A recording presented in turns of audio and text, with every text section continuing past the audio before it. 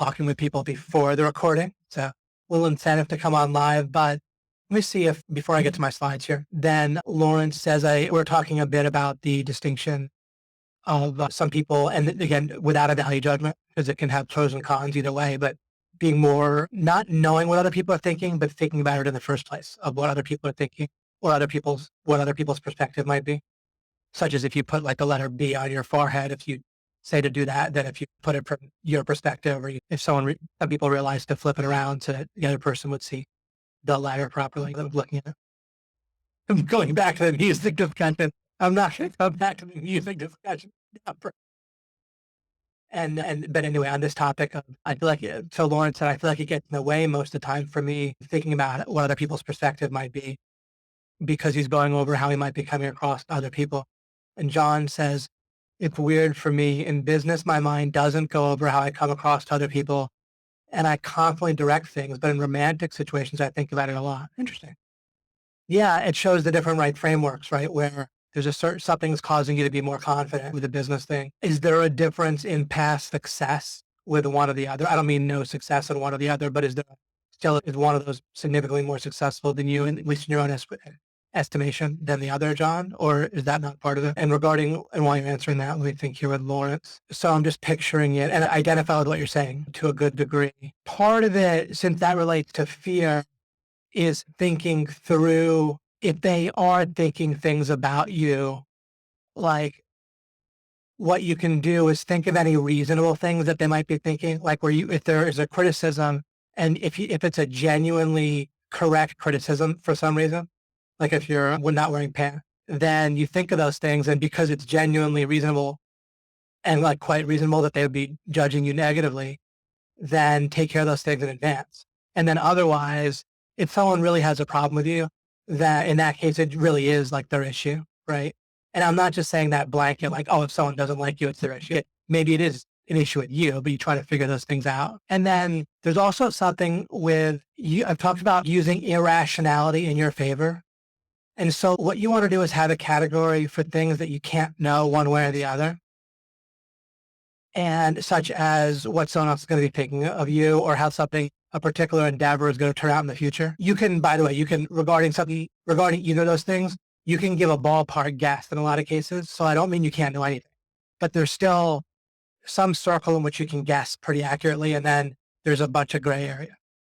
Once you get to the point, theoretically, like in your mind, where you're like, look, I can't know, right, within reason what a particular person's really thinking about me, or how a project is going to turn out. So first you get a sense of what you can know. That's an important part of it, and that'll help you both narrow things down and give you a certain type of confidence.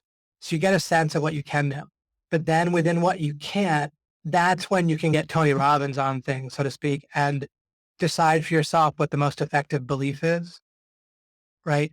And then you don't just adopt that belief. See, the block to adopting a belief that people have, and everyone hear me on this because it's relevant for like constant stuff in life. And that's cool what John said. Yeah, business is more successful. So that would be a little bit what I predicted there. But hear me on this. Ever since I've been teaching accelerated learning, there's a block that people have regarding adopting useful beliefs.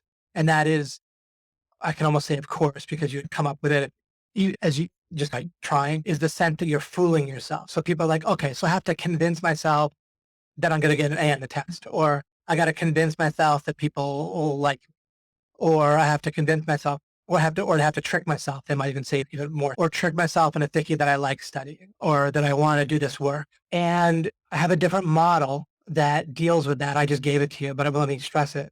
And it's extremely useful.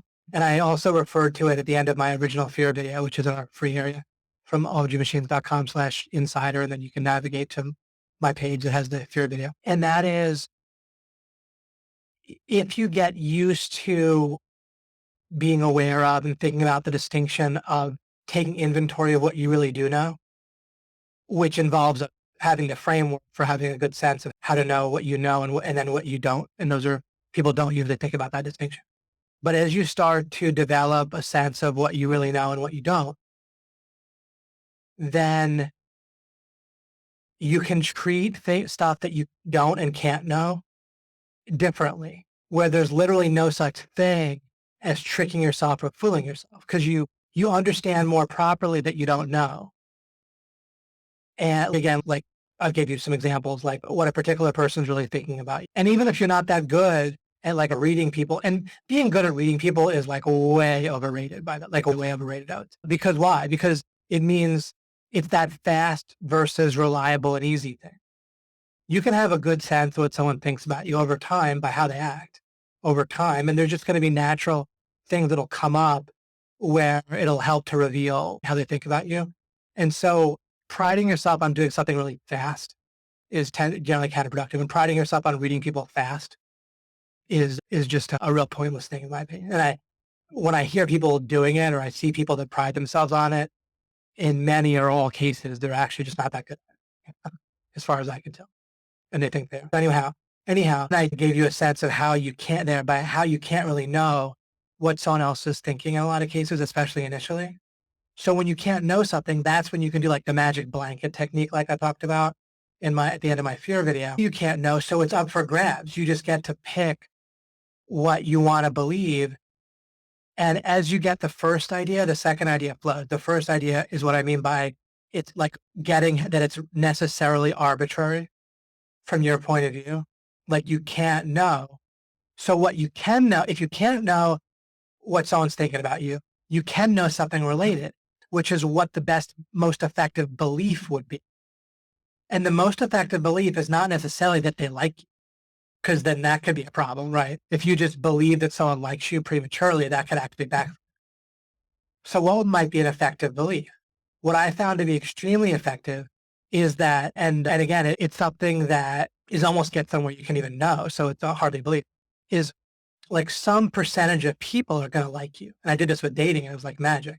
Right? I've mentioned that from time to time. If you just get the fact that some percentage of people are going to like you and you're not going to know for a while, then you just can let go, right? Because it's not really about you. Now, separately, you can build yourself up. I'm all about building yourself up. I think you can make better partnerships, joint ventures, and so forth by increasing your understanding of the niche that you're dealing with. When I niche in the most general sense, including making friends, that kind of niche. If you're into bowling, you get into that culture or whatever it might be, or sub niche within a niche, right? Southern white guys who like bowling, whatever. I don't like bowling, but just making something. Okay. So right there, I gave a particularly good answer. I'm not patting myself on the back, but I'm just telling you that it's effective. It's something that I have put into practice. It's not just like that I came up with the top of my head, and it's both theoretically and experientially very sound and like magic. To embrace the fact that, look, there's some percentage of people that are going to basically like me. There's ways to both narrow that down and improve it. Regarding like friends or even in business, I tend to vibe with people that are interested in like gaming to some degree, right? When you come to recognize things like that, but you can spot things like that when you have the contextual idea, the frame that some percentage of people are going to like me and some percentage basically aren't. And once you realize that percentage is currently like fixed, and it's very freeing and very accurate, and you act most appropriately. And in dating, it works so well because if some percentage of women would be attracted, let's say 12, 13 years ago, and I'm dating, not 12, 13 or 14 years ago, and I'm dating, and didn't want to put while I was engaged, just when I was dating. So anyhow, before I met my wife for the first time, it's incredible, right? Think about this. Some percentage of women will currently like you as they get to know you. So now it's possible to improve that percentage, or you might not need to. You could just improve upon meeting people within that percentage, get better at that, or just either numbers or getting better at targeting it more in the first place. And of course, is extremely relevant for business and networking and everything, right? Until you narrow it down, it's still very advantageous because you just file. If you just knew, even if you didn't know the percentage, if literally I said to you something that has to be true, some percentage of people in this 100-person networking event will basically like you. Like they'll be interested in knowing what some percentage. And you can't do a thing about that. No matter what you do for the next hour, you can't change that percentage. The only thing you can do is act upon the fact that there is a percentage, right?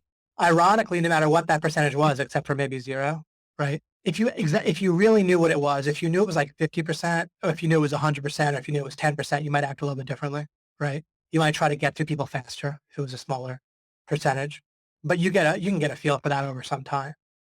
But if you couldn't know, then at least you just start to interact with people and you let go very differently. I gave a bit of an explanation there, like I took some time with that, but I think in parallel with other situations that are similar, I realize that a lot of you might not have the exact situation of you're talking to people and you think you're overly worried about what they're thinking. But I think I showed how that idea touches upon a little bit broader idea there. I talked about it in the past in different ways, but it's a very important thing. It's revolutionary. It's revolutionary, for example, if you have an email list that you develop, which of course is similar to a group of Facebook friends or that are categorized as prospects or whatever. But if you have an email list, so universally, people don't really get this percentage thing in practice because they'll be afraid of the people that get annoyed or pissed off. Now, when I communicate with people in a marketing sense, and by marketing, I don't mean a one-on-one sales. I'm talking to a group and some percentage of them will want what I will have to say, right? You have to have some amount of knowledge and awareness and relationship to get to that point. But then you're at the point where some amount of people want what you have, then you talk to those people, but in a way where you're not being obnoxious to the others, right? Same thing at a meeting where there was 100 people. You would look to talk to each person in a way that you would catch on with. You would want to talk as if they were part of that percentage that liked you, but with the very important boundary of where you're not being obnoxious or stepping over any lines, causing any problems of people talking badly about you to others and a bad reputation for yourself, things like, right? Now, it doesn't matter if someone that isn't a prospect, that isn't part of the percentage that's going to be interested in you, it doesn't matter if you turn them off from wanting to talk to you in the future. Similarly, it doesn't matter if they get off your list. That's actually basically beneficial, but you don't want to turn them off where they have a negative feeling about you. You want to turn them off where it's, okay, there's no click here. Nothing clicked. But you don't want to leave them you don't want to leave them with a strong negative. If it's a very mild negative or a reasonably mild negative, same thing with an email. If you email people in such a way that some people have a mild negative and they want to get off, then that's probably beneficial because as long as you're doing it like you're talking to the people that will want what you have now or reasonably in the future. So anyway, hopefully that feels relevant and helpful. Okay, I'll wind this down here. Never thought to use that fear rationality concept here. I'll try that. Super. Excellent. That technique is constantly useful. So good. And that's why I developed it because it comes up in so many ways. And this is a good kind of example for explaining it further. Okay. So now what we'll do is we're on the third part and then this system or framework, however you want to call it. And then what I'm thinking of doing is one more final one that puts things together or goes over some points that I might not have delved into, that sort of thing. Kind of a catch-all, as I said, put it together, but different thoughts, various thoughts about the framework as a whole of relationship decision, thinking of business in terms of relationships, decisions, and fulfillment with the product and service and stuff that we'll talk about today. And then maybe do an overall Q&A. So I often change my plans after saying this, but then an overall Q&A perhaps for anything you want to ask me about, whatever, after that. And then I might do a series about some foundations stuff, and then off for a few months from doing webinar. But this business series came up. I thought maybe do the Q&A and do foundation series, but then I had this idea. So we'll see what happens. Okay. So today we want to look at, I'm going to combine, right? I'm trying to give you things that are going to be most helpful for you regarding this aspect of business. Part of what's important is just to be aware of best practices. So those aren't necessarily going to blow your mind, but when they might not, it's always helpful to go over them. And then there'll be some insightful distinctions that'll give you an advantage, right? That I'll cover presumably. And then perhaps some things that might block you. Let me remind you of this. This is going to be particularly relevant regarding coming up with what you're going to fulfill on, because of course, in this series, I'm helping you to ask the right questions, which you then have to, I'm helping you in a particularly meta way, where, of course, there's something pretty happy, nice and sexy about giving you a specific detail, go do this and this, but that's not what we're doing here because we also need this, right? And so I'm helping you to ask the right questions. So you might use what I give you in this series I might not even be giving you even the questions specifically that you have to ask for yourself. I'm giving you a kind of a framework that'll lead to better questions about business as a whole and some specifics about aspects of business. And then those questions themselves will attract answers. So good. And I'm not using the whole framework idea, like, oh, I'm giving you a meta framework as a cop out, but just because of course it's literally doesn't make any sense. You already to try to give you exact step-by-step details for your specific business, given that Stephen and Greg and Fletch do that very specifically. And so that's what they're doing. And they do an incredible job of it. And I don't do that an OMG style business, of course, in terms of consulting affiliate stuff with SEO. I have done affiliate SEO stuff in the past. So I have some decently good experience with that. And there's places where I can give you plenty of specific detail with aspects of business. But overall in this series, I'm giving you a framework, as you know. And again, we've succeeded if what I give you gets you to ask the right questions with an understanding that's critical and will guarantee your success. And it'll also guarantee that you can take your existing success and hone it, make it easier, make it maybe bigger if you want to be bigger, and deal with any issues that you have that you want to break through on regarding different aspects of it. Okay. So I wrote here a law of attraction reminder. What you're going to want to do with a product, this isn't going to be a webinar where I say, hey, go to ClickBank or go find a product to promote, and then of course, as I mentioned, that Stephen, Fletch, and Greg, and especially Stephen's really doing a walkthrough of it right now, gives you step by steps on a particular type of product, including pricing and so forth with digital agency consulting, right? Even within that, you can be following that step by step. And Stephen couldn't have better information regarding that. He's awesome and his experience is amazing and his character and his caring and the way that he explains is terrific. So it's basically no deficiencies. It's just awesome. I'm constantly feel grateful to be working with him and that he's doing such a big job right now with what he's doing. But it doesn't matter in the sense that there's a way that I want you to take that and still embrace what I have for you here and not try to reinvent the wheel. The first thing I do with any recipe, like I say, is I really try to try it without modifying it first. So if you're doing a digital agency, I would take what he shows you exactly. Of course, that can include things that Fletch shows you exactly, and how Fletch goes to his recipes and how he does the call tracking and all kinds of digital agency specifics on that he does. But there's still a way that if you make it your own with what I'm showing you here, you're always going to be better off. No one can give you a framework in a sense, which means no one can give you details. They can give you something that overlaps very well with what might end up being your framework, but making it your own and taking advantage of what I have and putting it together with what the other guys have for you is going to make it better for sure. Okay. So it's pretty exciting. Like every time I think we remind ourselves of how the law of attraction really works, as I explain it, it's really empowering, which is that it isn't that we can just focus on something we want and manifest it directly and get it. That's where people go wrong.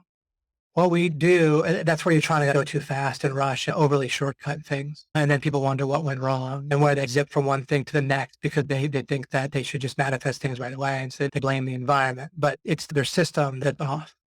What you want to do is attract a framework.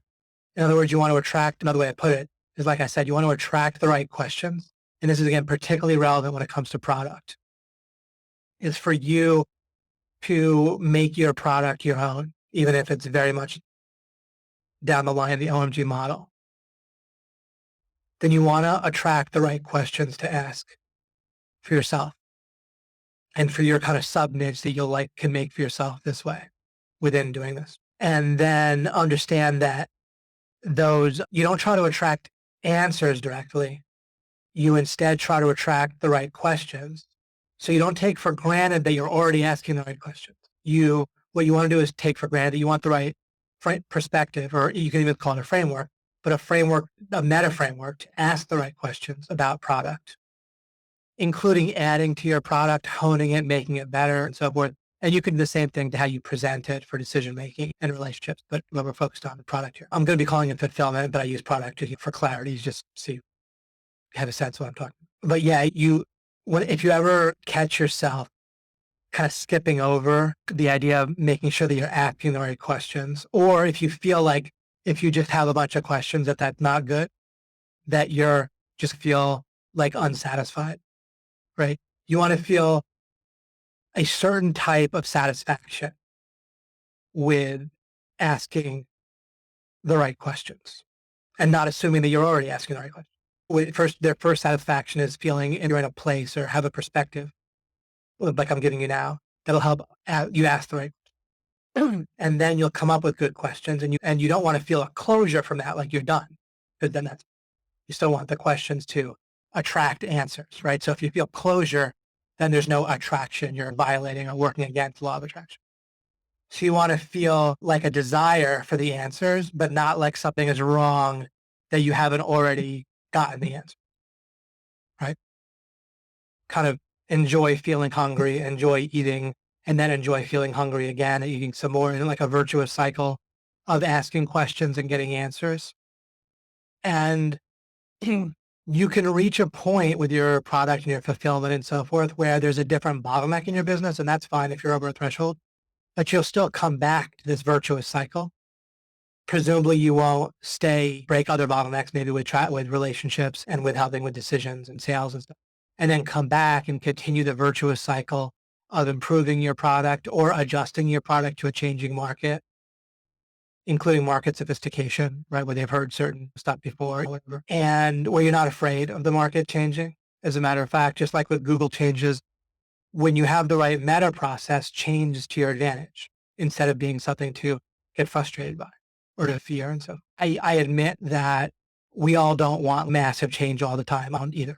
So I'm not saying like there's a certain amount of change that we like. A massive amount of change is pretty much going to screw everybody, right? Anyway, so it's not, but so of course there's a certain limit to how much change is going to be beneficial, but realistically change will be on your side when you have good meta framework. Right? So keep this in mind, like what I said. I've referred to this before, but just if it relates to this topic, it's how I look at goals. What I meant by focusing on the goalscape versus the landscape and alchemy. I'm often thinking about like what I want my goals to be, similar to what questions you want to be asking, what perspective to have to ask the right questions, how to put yourself in a good environment to ask the right questions to get the right answers. Because really this is where your product and service is created, right? In this method, right? It's not like about giving you a website that you can go find a product on, right? Or something like that. Or even if you go get training like you're getting with OMG, you'll get so much more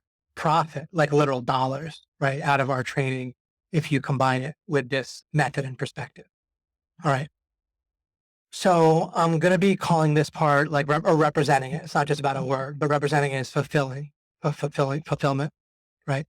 Of the, not you feeling fulfilled as a person in your heart, but fulfilling what someone pays you for. And the interesting thing about one interesting thing about no longer using the word traffic and instead talk about relationship is that we can a little bit think of traffic as part of fulfillment in a certain way, like one aspect of what used to get blended in with traffic. Because we're going to be thinking about or needing to do something that some amount of actual people that you can reach, right? That's what traffic is, right? You don't need to already have a relationship with them, so it's not a relationship yet. But some amount of potential traffic, and I mean traffic in this case, specifically that word, not relationship. So some amount of potential traffic is going to need to want to pay, which is different than just like what they want or what they need, right? It's too easy if you think, what do people want or what do people need? You're not asking your question. It doesn't overlap most accurately with what you need. Like you can miss the target because you can think of something that people really need, but they don't want to pay for it. Or you can think of something people say that they want or hear something people say they want, but again, they don't want to pay for it. So specifically to ask the most accurate question, because the law of attraction is going to be a very useful way to think of it is like your mind works like a magnet, right? Remember, I like to say here, a magnet is not all powerful. So you don't need to have a magic wand representation or illustration of the law of attraction. There may be some sort of magical forces that exist, but I have no foothold with that. I don't close my mind to it. It's to me, but I don't even have the slightest clue or idea of how anything like that might work. Okay. But there's something that definitely works. So we want to start with what is definite.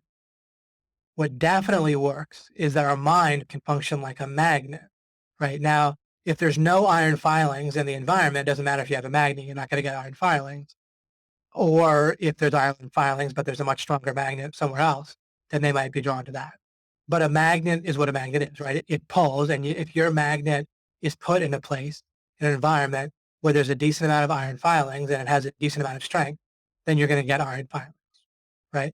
And so similarly, there's plenty of money around, right? And there's plenty of product ideas and actual products and services, and there's plenty of things that people will pay for that you are going to be able to get your hands on or learn or create some combination and permutation of that. There's plenty of that out there, definitely. And it's not all being taken by any stretch. So it's out there. So in this case, practically speaking, the law of attraction is extremely relevant, and your mind being a magnet, and you just need that magnet to be magnetizing just the right, honed properly, right? Like tuned properly, and then a decent amount of strength, and you're going to win. You're going to get over the threshold. You're going to put together something that you can fulfill that people are going to want to pay for, right? You're still going to need to have a relationship with people in the first place in order to present them with enough to help them make a decision. You're going to need a way to frame things, to explain things and so forth with a vision, justification, and so forth, still make a decision, right? So there's still the three aspects of business. But typically where I look for my semi-soft block is with finding something that I can fulfill and people are going to want to pay for it. And the difference between my cost, including the cost emotionally of calling in favors, with people or paying people stuff. And there's kind of something in between favors and paying, right? Take my partners that I work with, right? I'm a leader, right? With OMG, I can ask people to do stuff within reason and they'll do it because that's part of what we all do together, right? They get money based on how much money OMG makes. I don't directly pay them for a service. Hey, could you make this video? I'll give you X amount of dollars. And it's not like they exactly owe me a favor either. And that's how it often, something very roughly like that often works in business. Even if someone's an employee, you're getting a salary. There's certain things you're an employer, you have an overall frame of what you're being paid to do, but your employer can ask you to do this or that. And realistically, you'll do some things and not others, right? Or things will weigh on you. Anyhow, so there's a cost in these various ways, right? And often in business, there's that cost of what you can reasonably ask your partner to do. Part of that is understanding your partners. And I know that not everyone has partners, but you all have potential partners, right? And as you see things this way, you have a good sense of what a partnership can do and not do for you as well. And you can keep your eye open for places where you can partner here and there with people. So between what it's going to cost you to have someone else do, which isn't, again, just paying them, right? It can be costing you and partnering with them and what you would need to do to make the partnership worthwhile for them.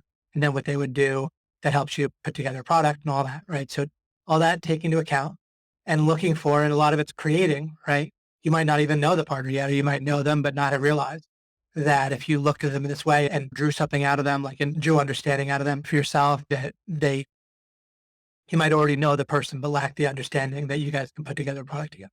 One way or the other, there's a cost out there to putting things together. And then there's what people will pay. And you're looking for a differential between those two. That differential idea also deals with, should we profit from our passion? How much do we have to like what we're doing? How much, do we need to get, how much money do we need to make in life, right? And so forth. And really it's about the difference. It's relative, not like in a foo-foo way, it's all relative, but it's specifically relative to, like with me, I never really found something that I was very passionate about that I really liked doing to make money with, that people wanted to pay for. So for me, instead, I found something people wanted to pay a lot of money for, and that I wouldn't mind doing relative to the money. And so it's more skewed that way. For other people, they can get paid a more mild amount, but they really like doing it and it's easy, and that's fine. And for others, they like doing it a lot and they get paid a ton. And it's a bit of the luck of the draw. Maybe you could revamp your whole framework in life and your mind and your environment over time too. But with what you have in the short to midterm, then it's somewhat fixed, right? With that sort of thing. But if you look for that differential, then that'll help you, again, represent it most accurately in terms of things. And then, so of course, getting a sense of yourself and what you can create is relevant. But then you want to make sure you're focused on what people pay for. And I find in practice, that's fairly easy for people to screw up, but instead they start thinking, what people need or what they want. And again, you're taking a risk with blurriness there. I just put these acronyms here: PVP, perceived value, price. right? But again, price, we're thinking about what's the money people are going to pay for something, right? Because we're trying to do business here and make money. Within the framework of making money, of course, you could try to be as beneficial to yourself and others as possible. And you can have also you can have boundaries that you don't cross. But then separate, that's one thing. But then within those boundaries and such, you're looking at price, what people are going to pay. And then the AC, the acquisition or creation cost to you. Both. That can be any combination of actual money and then effort and misery, right? That it takes you to fulfill on the product and service. Now, on the top, I wrote here, product and service. Now, part of this gets into the decision part of the framing, but as opposed to fulfillment. But I write that for a reason, and I've referred to this already in this series. But look at both product and service and be careful about accidentally being blind to one or the other. And what I mean is that I think pretty much literally in every case in any kind of business, I think this is true. You can take it to extremes. Maybe there's some way to violate it. But what I'm saying is you both have a product and a service. There's something that could be like an online thing like we have, or webinars are like a thing, right? But there's also a service, right? The research Greg does, the getting on and doing the teaching, what I'm doing now is also a service, right? And make sure you don't miss either one of those because it's going to matter for your framing with selling and decision, but it's also going to help you to put together what you're putting together because you want to think about both and they can both go together to form a result. Like in the niche that I'm in, the overall kind of money getting, teaching and training and online marketing and so forth, there's a certain service and skill of understanding how people go from access to information to achieving a result in their life that is a part of the service that I work into. I've worked into other products I've done in the past. And that generally people don't have any awareness that that's a thing. Like they just think in terms of this is going to be great information. I'm going to over deliver. I'm going to under promise, under deliver, whatever it might be. And if they thought about service, maybe at least that would provide a backdrop that would make it at least possible or plausible that they might ask. Part of the service might not just be getting people information, but helping them to go from the information to the result. And then if they applied the mastery process, starting with not thinking they already have the framework or that they can just go read a book on it and instantly master it and figure out how to do that. It's the thing that I've developed over time and so forth. But it's an interesting example of how I was able to differentiate myself and then us at OMG by adding that service designed into OMG, designed into some previous things I've done in the past. And by adding that service to a product of good information, now it didn't necessarily help with selling it on day one because it's a little bit hard to explain that service, but it led to being able to sell more stuff in the future because we're making money, get better testimonials, referrals, and so. And it allowed me to fulfill on something better or even to fulfill it all because it's common in the niche that I'm roughly in people's minds that we're in at OMG. It's common to promise a result of people making money, but then what people deliver is information.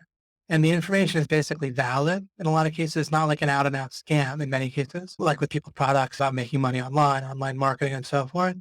But they don't include the service because they don't really have the knowledge in the first place to perform the service of creating a total environment and delivery and everything and culture and so forth that helps people take information and turn it into a result in their life. And so what they fulfill on is different.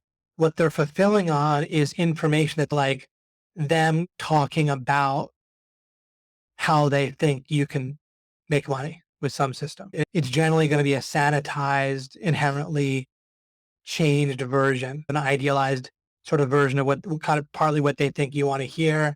Normally when someone's making a product in our niche, they're like, oh, people are going to need this. And so they just make something up because did it in some way that isn't easily duplicatable.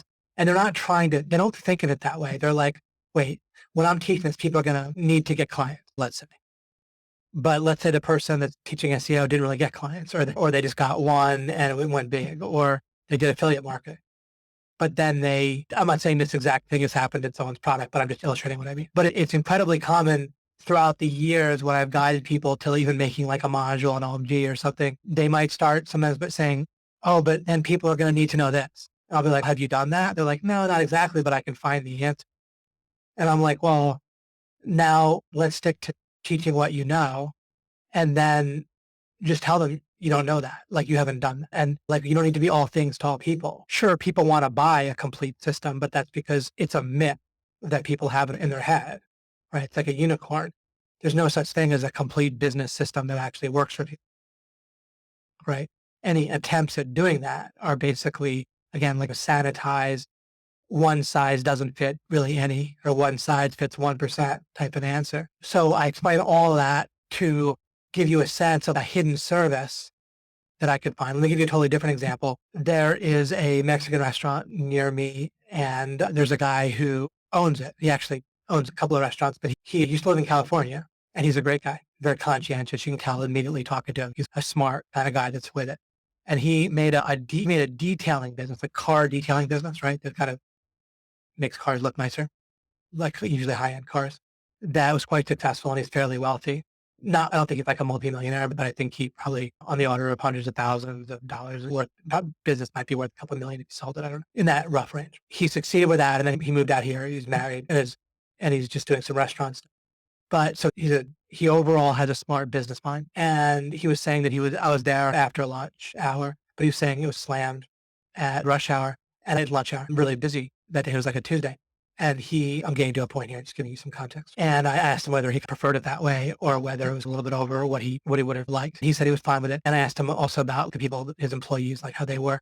And he said the employees, the people that work for him, he said they get a little bit overly focused, like on the one order they're taking, the thing that they're doing, and they can't really multitask very well. And in that situation, you can't like ignore people that are like calling for you or whatever, or people that just want to talk a little bit. And what he said was that when people, and here's the kind of kick, but I think I need to give that context to make sense out of this. And this relates to having an eye towards this hidden like service. And it's not about doing more service. It's about spotting what people are paying for. So again, I'm not saying do more service and you'll make more money at all. That's like saying fight and win every battle and you'll win more wars. That's moronic. It doesn't take into account alternative use. And when you're not taking into account alternative use, you're not being strategic. What I am saying though, and what I'm about to illustrate with this other example, is thinking about what specifically people are paying for. In my niche, people want to buy the result of actually having this like online marketing successfully, either having a clear advantage or part of the puzzle that they fit into a business that works, or getting a whole business training that then works. They get the result. That's what they're paying. And what Rob, this guy, pointed out in the restaurant was that he's like, his people at home could get food, like they could make food or eat, right? He's like, when you come out, you want an experience and you want often like a little bit of interaction with the restaurant or a little bit of personal attention. You want people to see to your needs, right? Not just take your order and come back. There's a certain, I'm not even putting it that well, but it at least gives you some indication where he was thinking of what do they really pay for that's different between when you go out to a restaurant versus you come home. And even delicious food you might get at home, but there's extra things that you go to a restaurant for that he hasn't aware that wouldn't even think, of course, I don't really think about restaurants too much. Think about them a little bit just as thought exercises. Sometimes if a restaurant's some that are successful versus ones that aren't successful, I think about what might be the difference. And I often don't know, but at least thinking about it helps give me some thoughts and ideas. But that was pretty insightful, right? And again, I'm not even doing it justice, but I think even what I did say gives you a sense of he thinks about what do they really pay for? And again, he compared it, right? If you're not making a comparison, then you're not really putting your mind in position to really see something properly, right? He's not just looking at, okay, they're in a restaurant, what do they want? It's harder to answer that question than to say, what could they get at home? And then why would they come to a restaurant? He compares it and then he sees even better. What are they paying for, right? Because the difference is what paying for that difference. Of course, you have to pay for the food you cook at home too. But of course, there's answers like not doing dishes. And sometimes you just want particularly a tasty meal you might not prepare yourself. But then he also has a sense that they want a certain experience and attentiveness within reason. And he is good at that. That's part of it, for sure. I run into him many times. He owned an Indian restaurant as well that I would go to. So he doesn't just think in terms of product like food. He also thinks in terms of the service. And you don't think in service just in terms of good or bad service. You think of it in terms of specific and skill. What people do in my niche is they'll say, like when they say stuff like, I'm going to under promise and over deliver, and they think about how much effort they're going to put in and how many videos they're going to make, right? Like a more service. You don't want like more service. You want to think about the right like service that gets them something they want to pay for, right? And more can be worse, right? You don't just necessarily want more webinars, right, that you have to sift through. You want the result, and often in less time, right, if possible. Of course, who wants to watch more webinars rather than less if you can get the same result? Or have more videos, right? A certain amount of bulk sometimes is necessary. It's part of what people expect in the product part. So just the way we all believe and think in practice, people do expect a certain amount of effort they want to see, right? But then you also want to think in terms of service. And again, service that'll lead to fulfillment that people want what they're paying for. So that'll help you to ask the right things. Okay, I've already said, the next thing on this line, I said this kind of fulfillment thing includes potential traffic, right? You can't think of what do people want to pay for. You can't ask that question in a vacuum. It's relative to a traffic niche or a traffic source, an existing group of people that might pay for this that you can potentially reach, but you don't need to, again, already have a relationship with those people. Okay.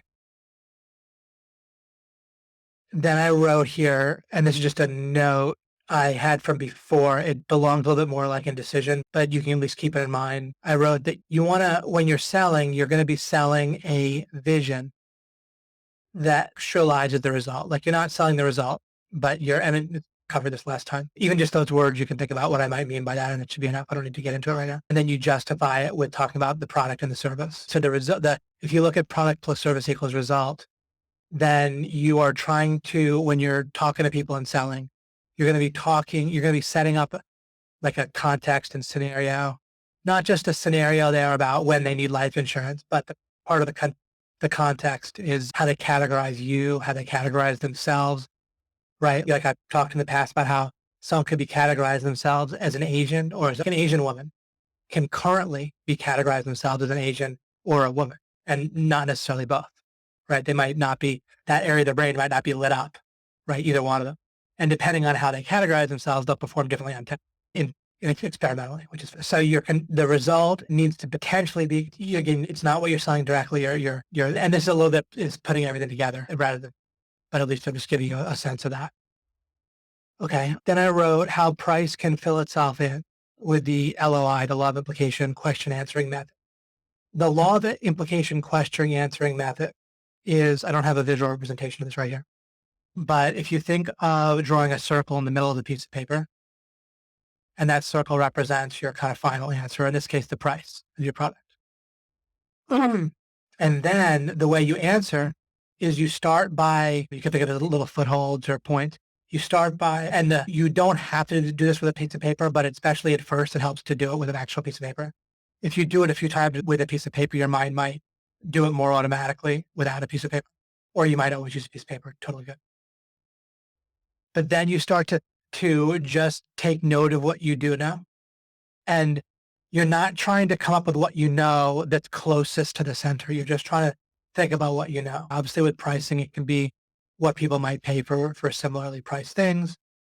It could be like the point at which the price becomes an issue, or ways it might be. Could be whether it's the type of product or service or result or whatever that is the kind of thing they have to check with their spouse or colleagues about.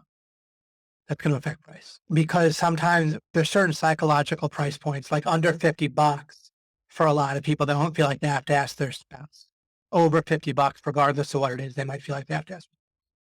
Of course, that varies from individual to individual, but that's one general rule of thumb for a lot of people. Regarding industry, it can matter, right? In my industry, if something's $99 a month, or then it's a little bit more like a popcorn, easy to make decision than something that is over 500 total or 500 a month, right? For coaching. But if something's coaching, then it can be in the multi-thousand range. And then if you make it a year-long program, that's one thing. If you make it a 4-month program, that's a different thing. There's pluses and minuses to both. I'm not recommending one.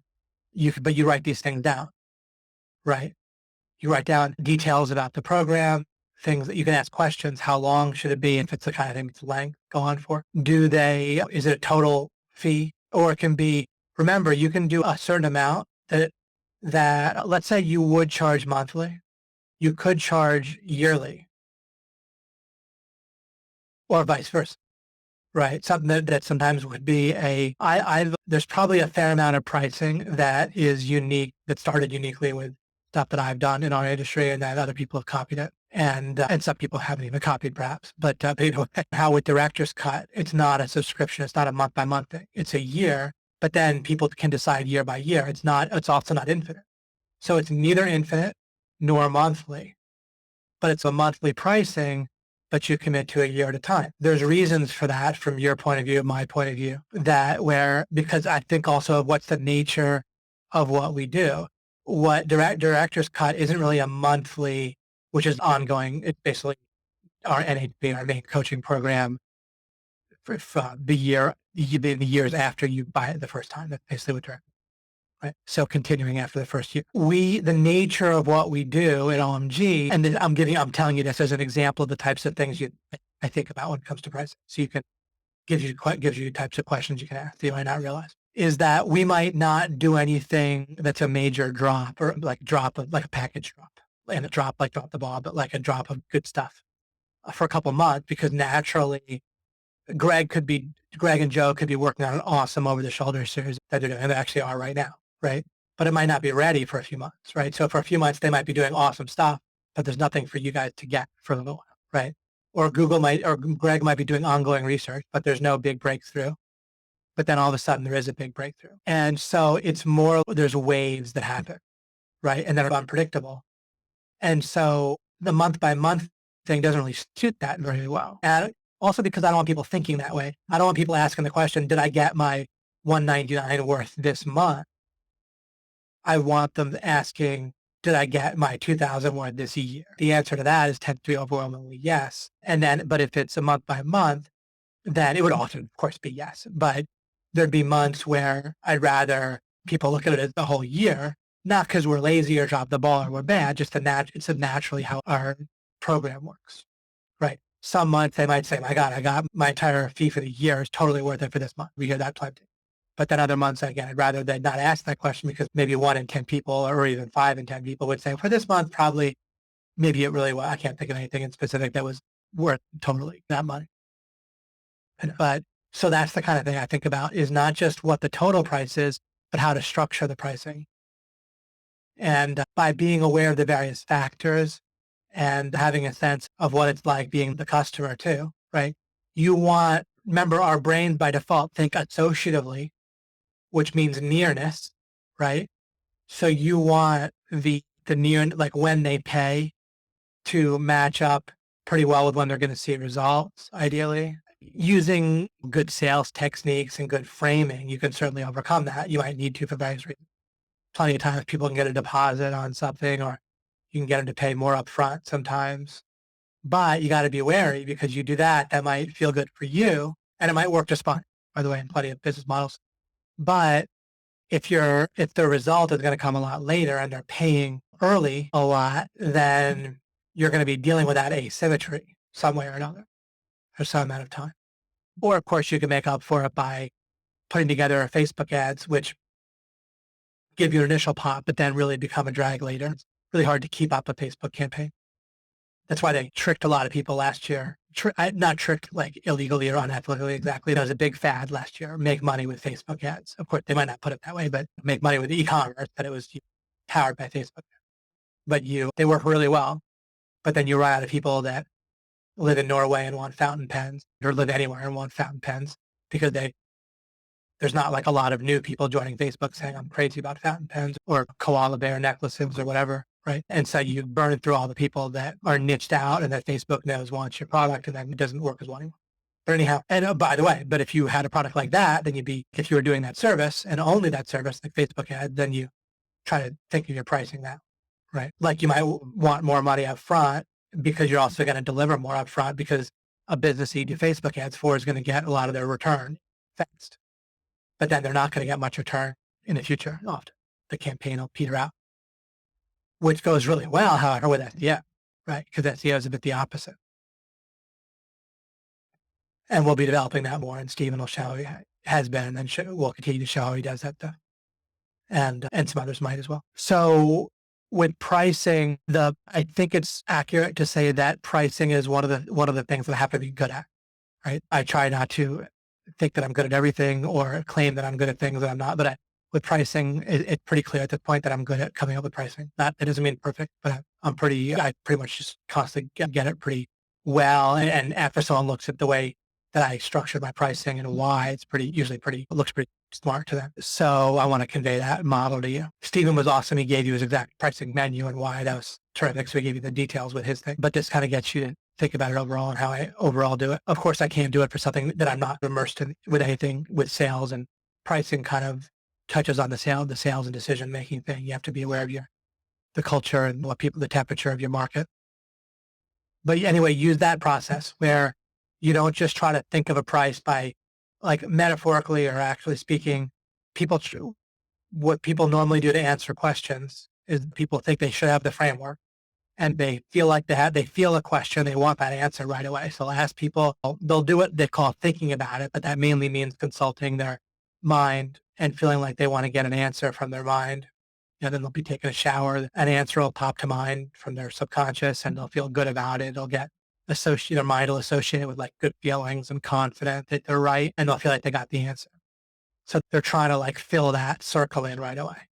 What I try to do is so they're like focused on that circle, right? That's in the middle of the page, that where the answer goes. But I don't. I am aware you draw the circle to represent that's where the answer goes. But then I focus on filling in things that I know. And overall in life, that like is the law of implication, right? You focus on what you know and build on what you know. And the rest will fill itself in life. And that's how I live my life strategically overall. It's an incredible process. It's quite counterintuitive in practice, but it's also how I do my pricing. And pricing is a great way to practice the overall method. And the overall method will help you come up with good pricing. Okay. Next slide here. Of course, when you're coming up with a product, or if you have your product, like with OMG, if you're doing the consulting, then we give you a lot of the product in the sense of teaching you about it pretty specifically. But you always need to make information your own, right? No matter how good and no matter how specific and good the information is. So it's still good, again, to go through this process. And then if you're doing any kind of affiliate marketing, then this is what I'm showing you now is extremely helpful. Including, remember, if you're doing affiliate marketing, you always want to think in terms of product and service. What's the product? What's the service? A product can either be physical or it can be whatever you deliver. That's something that's tangible, or a song is like tangible. And what I mean by tangible, of course, it's not really tangible, but it's a product, right? You can't hold it in your hand. You can deliver it online. It could be an MP3, the product, the MP3 or the song, like both. They're both product by what I mean. Neither one's like a service, right? The service would be what someone puts into writing the song. If there was a service that had to do with delivering that song to you in a useful way, or finding ways to suggest songs to you that you might like, you might not be aware of, that might be part of a whole service and product. I'm not suggesting that you make iTunes for your software. I'm just illustrating product and service. So you have that product and service distinction in mind, and you're looking to fill in both, all right? Which will get you to ask more and better questions about the overall fulfillment than if you just thought of it in terms of a service or a product. You're pretty much always going to have both. Then now you can think either, or depending on your situation, you could have both, but in this case, you don't need both. Between solving a problem or helping an opportunity. Now, this is a kind of a best practice. Of course, I'm not the only person saying in order to have a product, you're solving a problem. I am pointing out some people lead out that giving people an advantage or clear progress, something that they want, a building block, whatever it might be, an advantage, as I said. So people are either looking to cure pain or solve a problem, or you can certainly sell a massive advantage. I do it all the time. People say that fear and pain sells better. I don't really dispute that. That's not necessarily false. But there's multiple factors. Sometimes the thing that you're going to be able to create plus what people are going to pay for, the differential there, right? The product that's going to either fall off the page or be closest to you making. And this is how it was for me.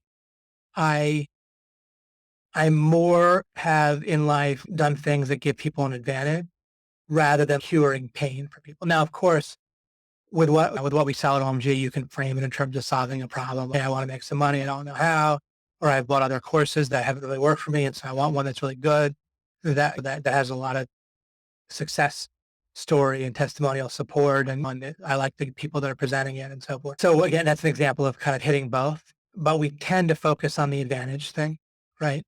It's a little easier to, in a lot of cases, to fulfill. And when you sell an advantage as a result, rather than solving a problem, it can be a little harder to solve a problem.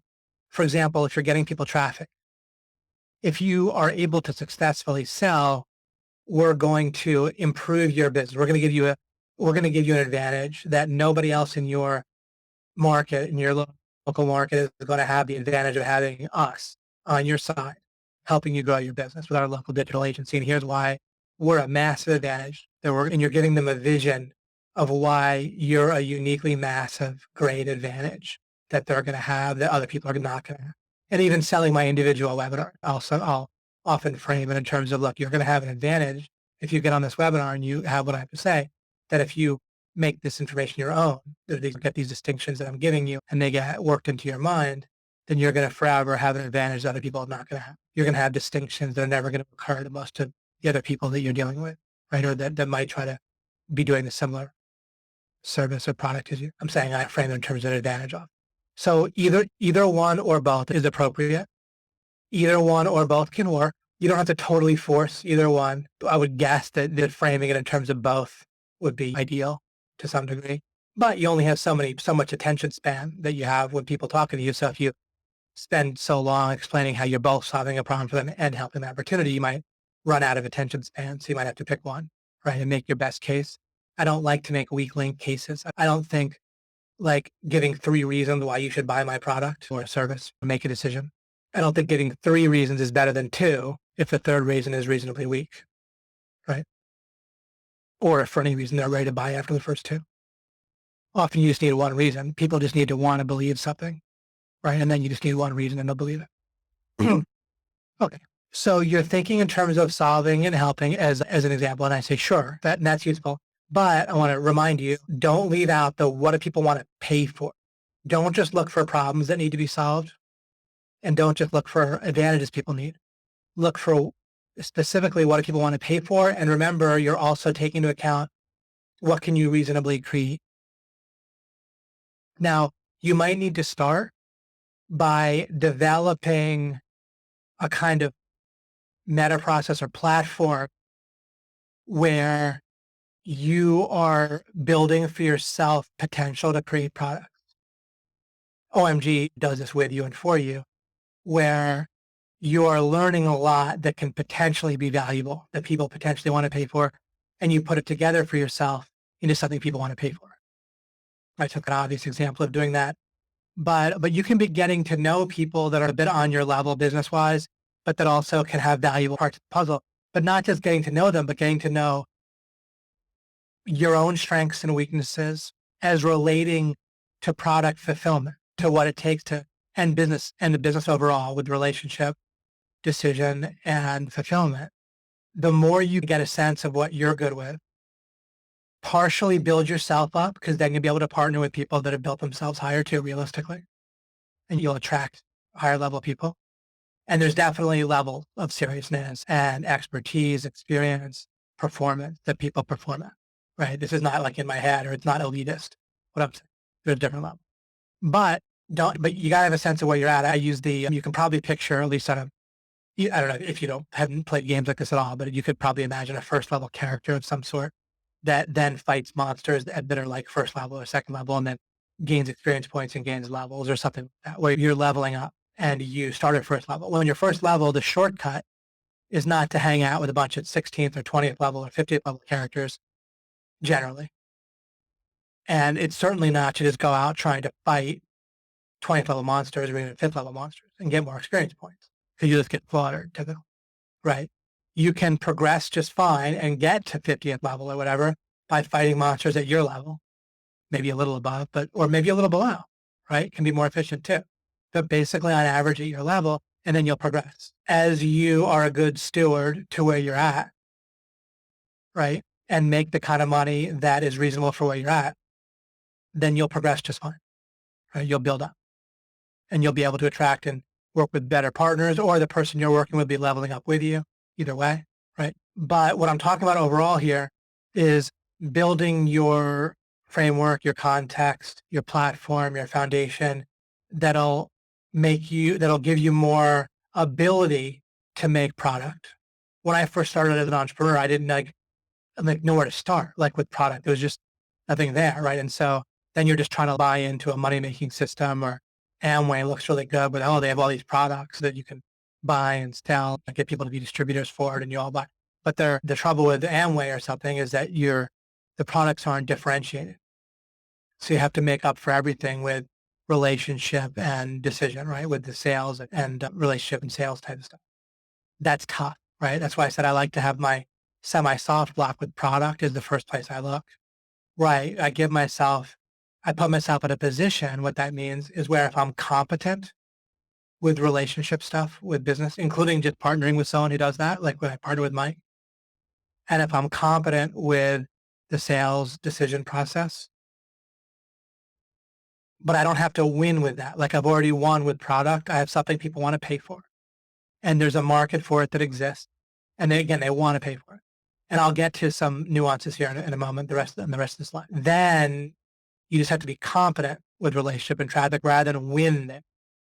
A lot of people, without realizing it, they don't understand what a business overall, and they don't put themselves in a position to win with product. And then they have to try to sell and win that way, where they're selling something that people don't really want, relatively speaking. Like people might want toothpaste in general, but they don't really necessarily want Amway toothpaste. They don't care, or they prefer like cheaper toothpaste that looks the same in the supermarket or something. You see what I mean? So when your product is like basically mediocre or not differentiated, then you really end up behind. It's not even like it keeps you on par. Like it can be tough to make up the difference with relationship and selling. You can certainly do it. Some people can do it, but I certainly wouldn't want to be in that position, or don't like being in that position if I'm in that position. If I am, basically, I look to get better with the fulfillment, what I can fulfill on, and go from there. What I said there won't apply to everyone. If you disagree with me, because in reality, you can take a mediocre fulfillment situation and get rich because of your relationship and decision causing ability, then great. Of course, that's true for you, right? Of course, in that situation, if you had something that people would more willing to pay for, you'd probably make even more money easier, right? But it still might not be what you need to do. So who knows? Okay, now here, let's get into some interesting nuances here. Okay, so first the answer could be, all right, in general, yeah, people want to pay for this product. Toothpaste, how to make money, more leads coming into their business, or ranking on Google, running a Facebook campaign, right, building a website for them, whatever. So in general, yeah, they'll pay for those. So now we need to ask some more nuanced questions. So I named for you a bunch of products that are inherently solutions.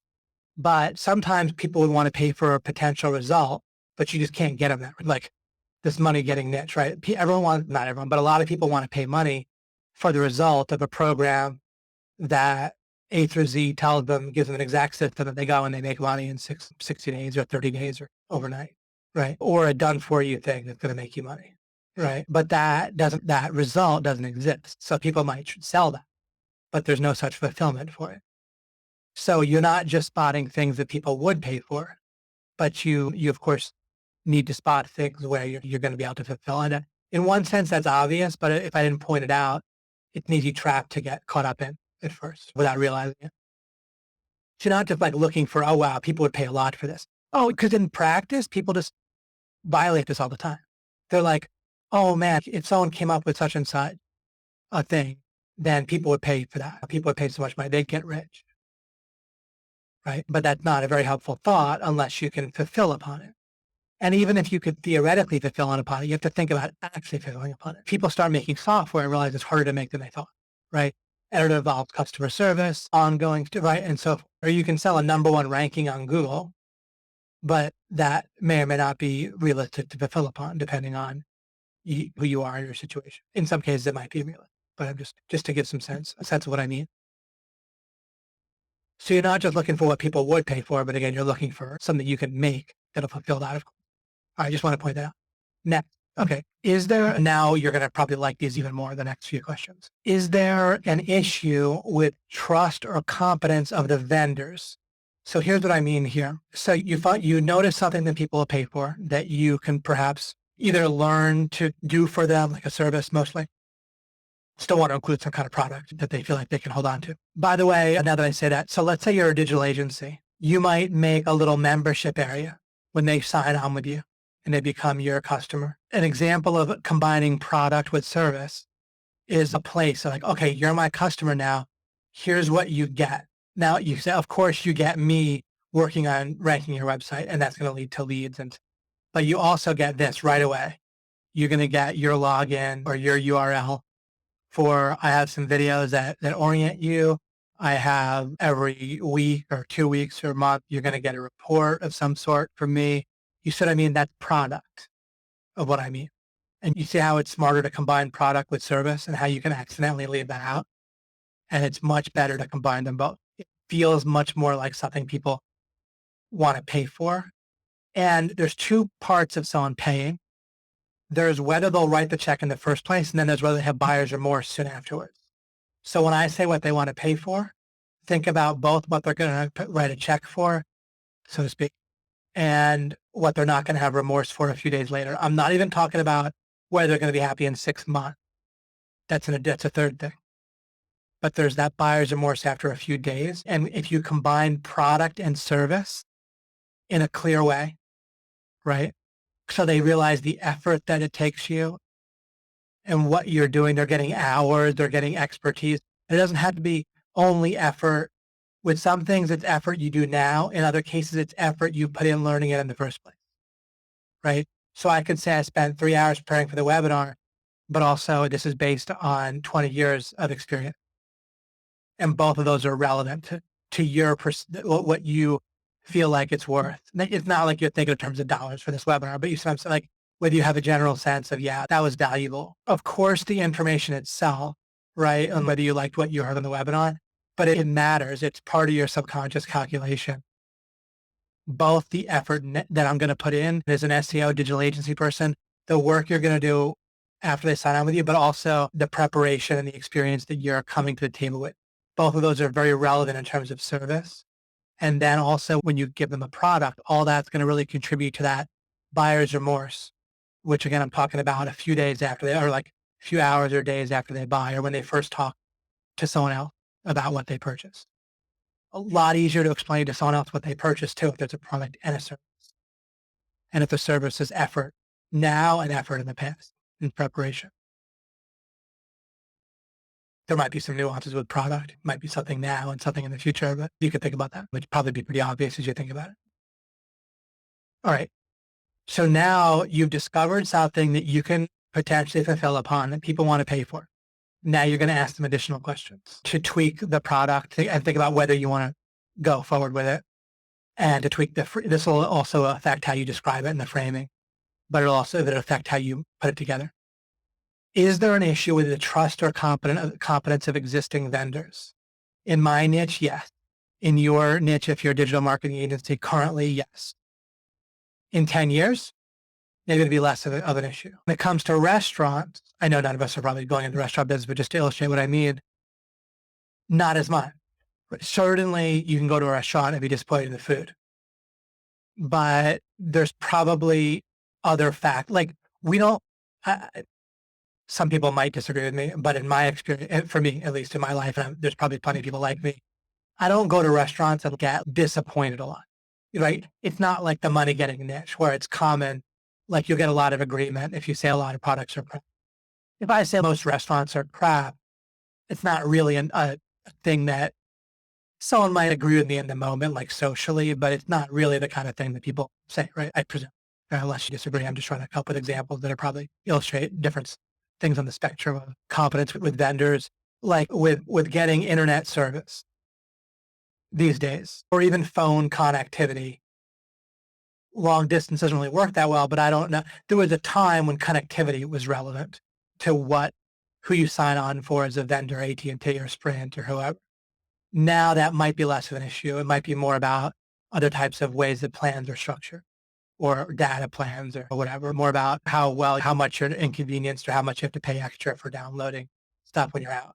And I'm not necessarily right about that exactly, but I'm illustrating ways that things can change or times when there can be an issue with competence and then there might no longer be, right, as things change. So you want to think about that. Oh, you could be on Amazon, right? And with some product, it might be fairly likely that someone will buy something and it won't work that well. Maybe with a skin cream, that may or may not be a thing when it comes to skin cream. And it might not be, but it might be. Whereas with some other things, like you're buying like a simple plastic baby toy or school folders with a movie theme on them, right? A movie character that they like, then quality or competence or trust in a vendor is probably less of an issue for them. So that's a very relevant question to be aware of, right? Because again, it really varies from niche to niche and situation to situation. I've of course harped upon that in earlier dimensionalities when I've talked about selling digital agency services. Currently, I think that's a significant issue.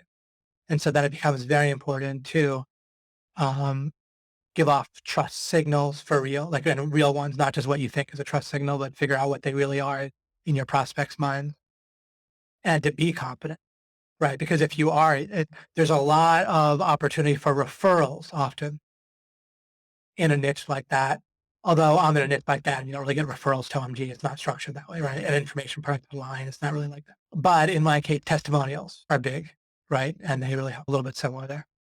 With digital agency referrals, specific personal one-on-one, one-to-one referrals can be huge because of the trust competence issue.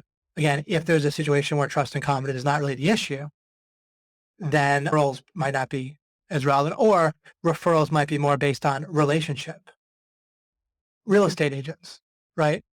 With a real estate agent, I'd like some more than others, but mostly again, you could totally disagree and have different experiences, but they're mostly like relatively competent. They're just like having to show you a freaking house, right? And then fill out like some default paperwork, and they put some effort into finding them and finding ones you might like, and certainly they can vary a bit in competence, but like mostly there's not that big of a difference. However, relationship can be a much bigger reason for a referral in that case, rather than the competence of the fulfillment. Mostly, same thing with like doctors, right? A lot of these things, you don't even know how good a job they're doing, right? You don't really get to compare very much. If you have a real estate agent, you go and you get a house and you might like the house or not, but that might have not too much to do with the real estate agent anyway, whether you like the household. And so you're mostly just going to think that they did a good job, whether you like them or not. And again, like doctors and there's plenty of professions that are like that. With other things, it's more about the actual result. So in my niche, it's hard to run away from the actual result of people succeeding or getting a clear advantage that they can see in terms of making money or doing online marketing or something to do with their website or whatever. So think about that in terms of what you're doing. That can lead to a lot of good questions and answers that you can hone with both the way that you structure your fulfillment and the way that you structure your sales pitch and the way you describe things and so forth, which kind of obviously go hand in hand. Another good question to ask about product is there not enough choice?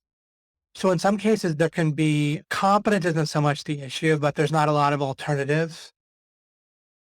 And this might not be a good example, but I'm thinking cable companies right now. When it comes to sometimes people just have different preferences, and if there's not a lot of choice in your market, then just giving people a different choice, presented in a different way and just differentiate yourself. You don't have to be better than the other guy, just different, and have specific advantages that some people would want or specific features that some people would want. As in affiliate marketing, there might not be that many different people as an affiliate marketer for a product and being clear about bonuses. There might be one or two, but people might want different types of bonuses. Some people might want an iPad if they buy something. Some people might want cash.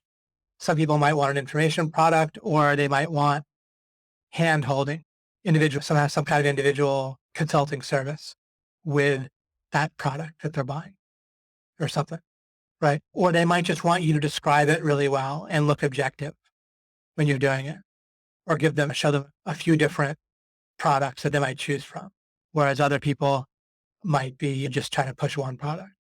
So there just might not be too many alternatives, and you could just be an alternative there. And then you focus on that and differentiating and being a good alternative. Again, you don't need to be the best alternative. If there's not much choice, you don't need to be better, just different. You just need to be better in a certain way. It's like with dating.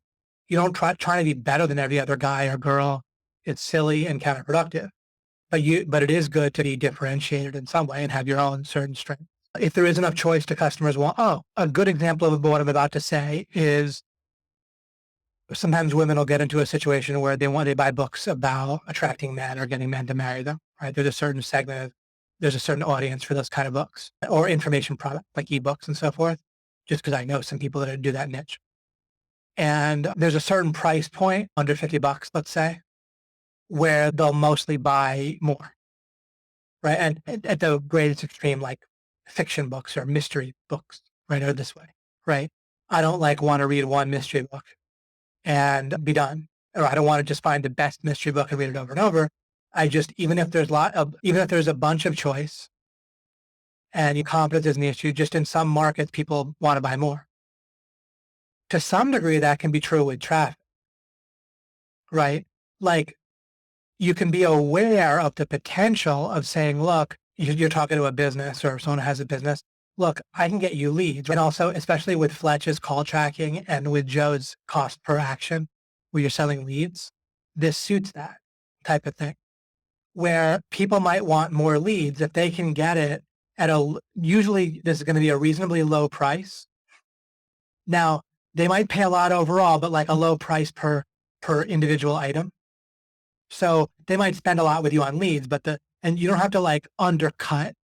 When I say price, you don't have to make a cheaper ebook on how to get your man to marry you in order to sell to that audience. You just need to make one and have it priced at the same price as other ones. So again, it's not cheaper. It's just cheap, like under a certain price that they expect, right? So you don't need to sell your leads for cheap or cheaper. But if you go to plenty of businesses that regardless of what else they're doing for advertising, they'll just try buying some leads from you and say, why not? I'll try it. Because that's something to look for, that if you don't have the distinction of looking for it, that category of product where people will just buy more of it. And it doesn't matter about the competition. It doesn't matter about how good the competition is or how much competition. They'll just always buy more. Not every individual buyer is not always going to buy everything that's out there, but in general, you'll just sell. But if you make a decent book on how to get a man to marry you, then it's relatively easy to market. At least it was several years ago. Might still be. But a lot of things aren't that way, but some things are. So you have that category of product and you look for it. And just grabbing a share of a market is lame. Now, admittedly, we use this as part of our sales pitch for OMG. Hey, it's an $80 billion market, people paying for either SEO or digital services or whatever.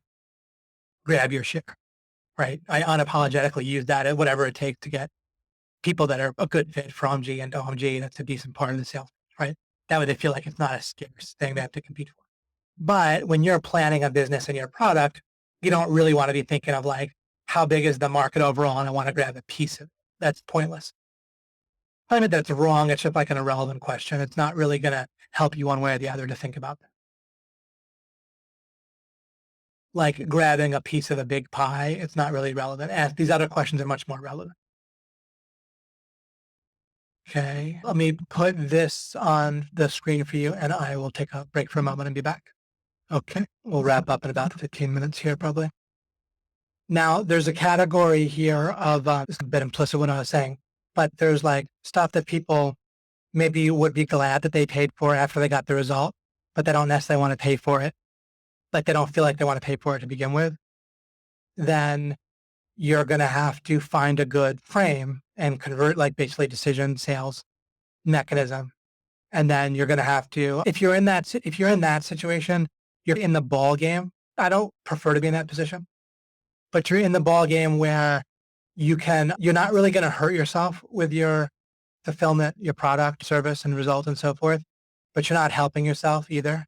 And you're going to have to really win with conversion at that point, with the decision. And I'm not misspeaking, I'm picking. I sometimes say the old words just for clarity. But anyway, right? Because if you find something that people will be glad they paid for it after they paid for it, or at least not refund, I guess, but especially ideally they'd be glad. Then if you find a way to frame things, but you better find a way to frame and paint a vision that'll get them to where it's not like super easy, but maybe there's a way to do it.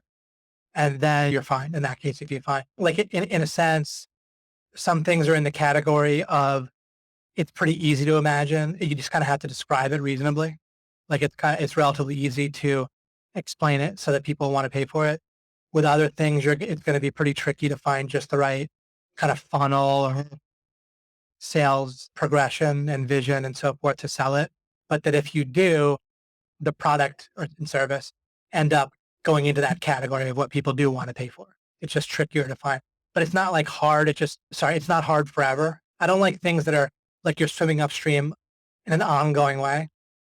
But if you find something that people will be glad that they paid for after they pay it, but that they don't easily buy it in a sense, sometimes you can find a framing, a specific kind of clever sales framing where now they will want to pay for it once you find that. But it's hard to find, but you find that's like a breakthrough and you're all set.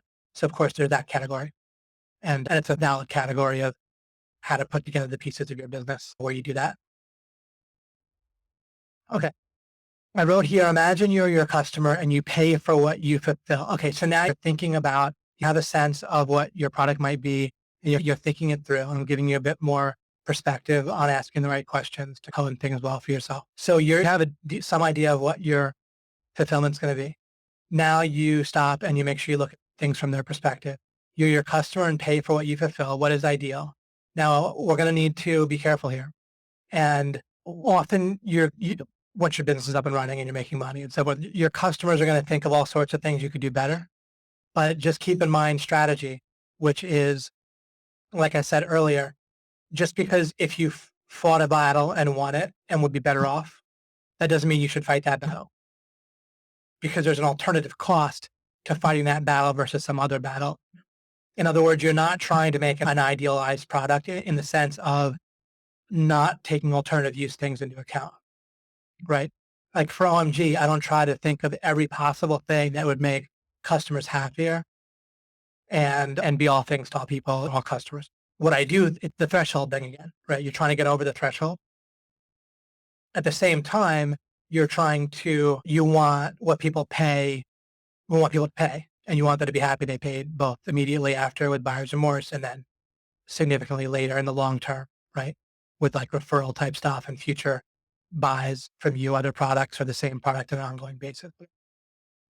But you do want to think about what's ideal. But then after you think about what's ideal, you also make alternative use calculations on which things you want to put in there. But it's good to have a list of ideal things and then choose. You're also not choosing which battles to fight if you're not thinking about which battles are available, right? So the good way to figure out which battles to fight in order to win them, to get the reward for winning the battle, so to speak, is to be aware of different battles. In other words, be aware of different ideal features your product could have.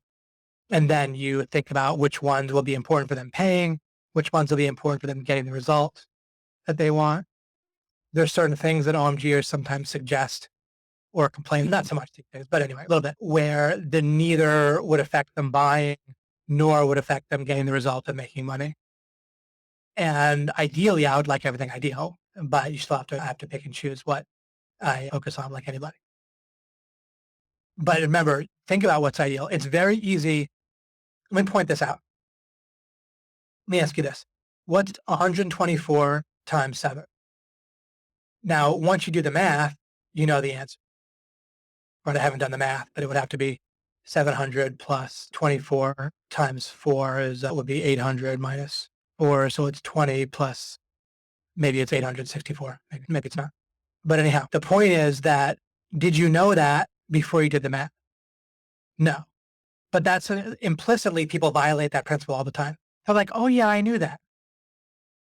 But there's all kinds of stuff you can know, and it's simple to know in one sense, like 7 times 124, but that you don't know, and it wasn't in your brain wired up, either organically wired up or electrically stimulated, like in the moment. None of that, unless you walk through it and do it. But That is a weirdly profound idea in practice because there's so much stuff that's easy to figure out in life. And that's going to really, like, the bang per buck on figuring it out is really great in your favor. And all you have to do is walk through the scenario, and then people still don't. And I'm not saying I don't screw that up too, but I'm pretty well aware of that. And I really get a lot of mileage out of realizing that and walking through. So this is the kind of thing that's easy to write this sentence, and it's easy to read this and say, yeah, that's obvious to ask that question. But then go do it. Go walk through buying from yourself and thinking what you would like. And what you want it, what you're trying to spot here in particular is stuff that would be really valuable in terms of price, okay, money, to your customer. And in terms of, remember, buyer's remorse and that sort of thing, things related to money, though, that you yourself can fulfill pretty easily, right? And that's where stuff like a little members area for them, an orientation video or two, a report for them, and a process for giving them reports on progress, whatever it might be. And then you think about how much they would value it in terms of price, and you think about how much you would value it in terms of having to do it, right? Your cost, including how you feel about doing it as part of your cost, right? And find those things. And you find it by walking through this scenario of them buying and what they might like and what you might like if you were them. And again, comparing it to what you might want to fulfill. And if you find something they might like a lot and you like put a big price on it, you don't really want to do it, but the amount that you don't want to do it is a lot less than how much they might want to pay for it, then that might be worth it, right? And so next, what can you remove and still have it be ideal because you can't find, I've already covered this. So you think of things that'll be ideal, but of course you're thinking about which of those things are going to be worth you still putting in there. And then I wrote, what would improve the amount customers are willing to pay now or later via referrals, and of course the buyer's remorse, right? You're thinking in terms of three. Remember this because it's part of what I'm giving you today, is these kind of places to stand. And you're like a perspective, but like a place to stand and to ask the right questions. And so you think, what's going to get them to pay money now? What's going to get them to not have buyer's remorse soon after they pay? And what's going to get them to give referrals or the equivalent of referral, testimonial, or just be really happy so that they have a good chance of buying additional services or paying ongoing for the same service, any combination or permutation of those, right? But those are the 3 points you look at, and make sure you look at all 3, right?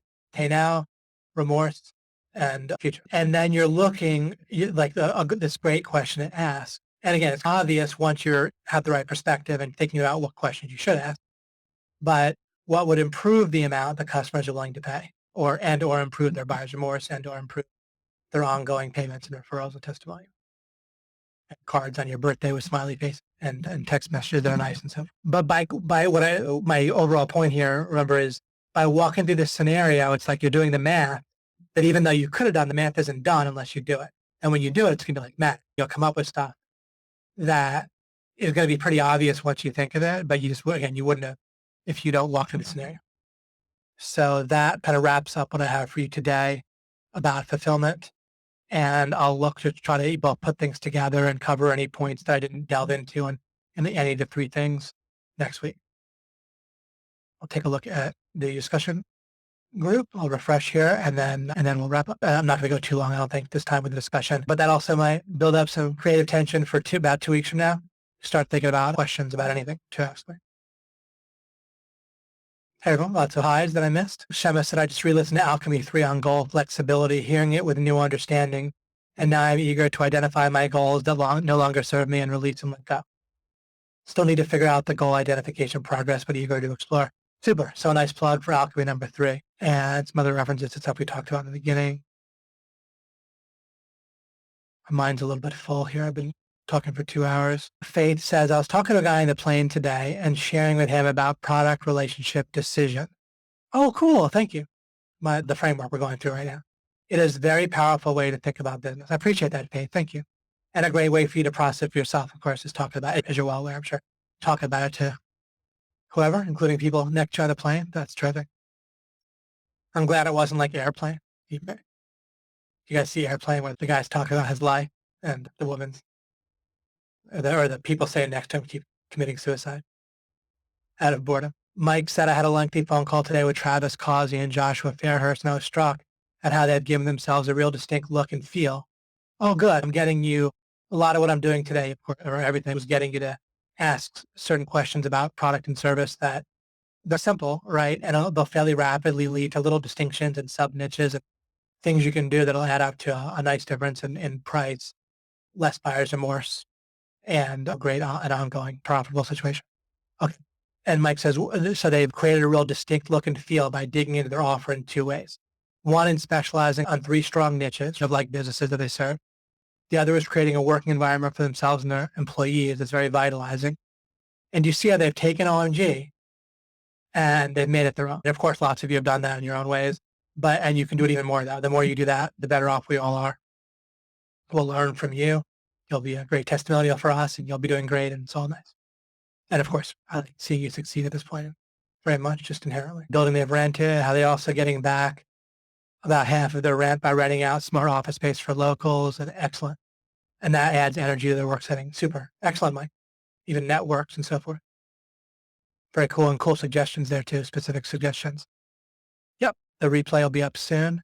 Mike said David has an incredible track record with pricing. Incredible. Yeah, I appreciate that. Exactly, with pricing. Realistically, I'm pretty skillful. This is exactly what I need. Wonderful. What was that? Was it a specific thing I said there at that point 40 minutes ago? Peter says, sure, but what do people want to pay for? This has been such a blind spot for me, trying to cash in on my passion. Oh, I'm so glad, because that idea is out there and I think it traps people, and knowing to look for the differential. And that way I'm not de-emphasizing passion or what's easy for you to fulfill in other ways, but it hits it just if you know that you're the value to you, the whole reason to do business, right, is going to be that difference between what people are willing to pay and then your cost, both kind of emotionally and price-wise and time-wise and everything. And Lauren says, yeah, I've been stuck on what do people want or need and ignoring the pay factor. Yeah, it's simple in one way, but there's a way. It's funny. There's a way, like when I go to make this webinar, some of the stuff, this happens, right, with things that we take for granted. It looks basic in some ways, but in practice, definitely when I end up, I don't really do formal consulting or paid consulting. When I end up helping someone work on their business and I affiliate that's doing promotions, whatever, a friend or a colleague, just whatever.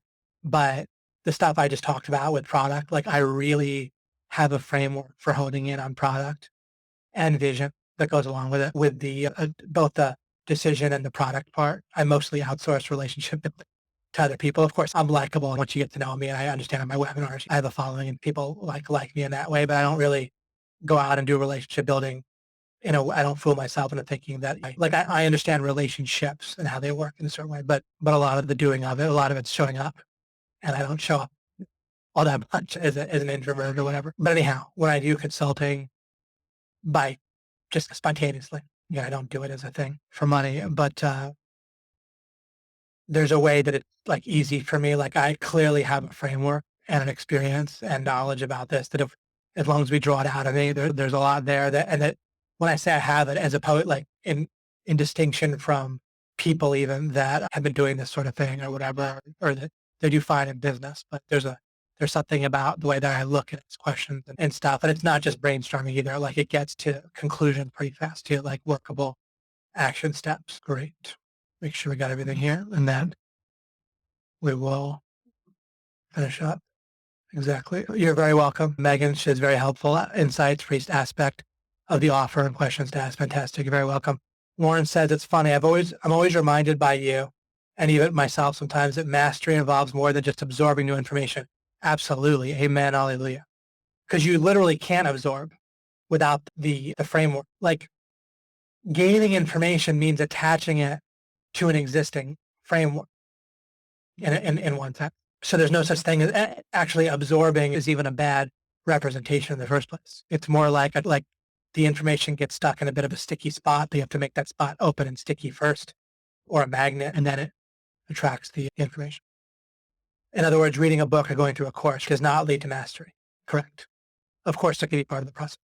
And Lawrence goes on to say, and I still find myself expecting to fully understand things after the first run through. Yeah, absolutely. I'm so glad that you're realizing the flaw in that, because it really leads to such a happy, effective life overall as you get the kind of framework model of the law of attraction. It's really nice. It's very empowering. It's very relaxing and calming and very effective. Suleiman says, I will work on the members area, combine product with service. Excellent. Yep. Yeah, it's a simple, but in an actionable way.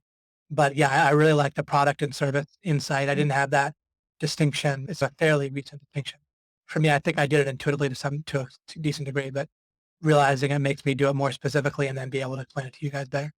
Lots of actual insight. Thank you, David. You're very welcome, Jennifer. You're very welcome. Suleiman says, love it.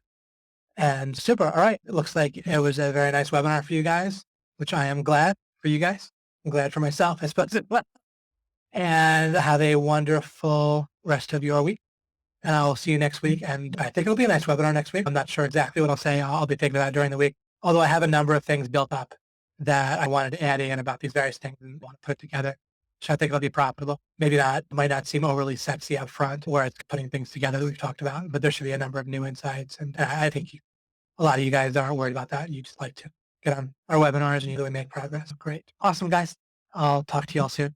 And thank you for the comments. It was very nice. Do a final refresh. I don't want to miss someone on purpose. That last was 4 minutes, which is pretty recent. But see where we're good. It is really good. Now I can sit down and ask these questions. Great. Faith is saying it's really good that I'm going to shut up now so she can start asking the questions for herself. I agree. It's a win-win. Me shutting up is a win-win. But very nice. I appreciate that. Very nice. Brilliant on demand. You're welcome, Mike. Thanks. And 100%. Thanks, everyone. Yeah, you're very welcome, Susanna. Take care, everybody.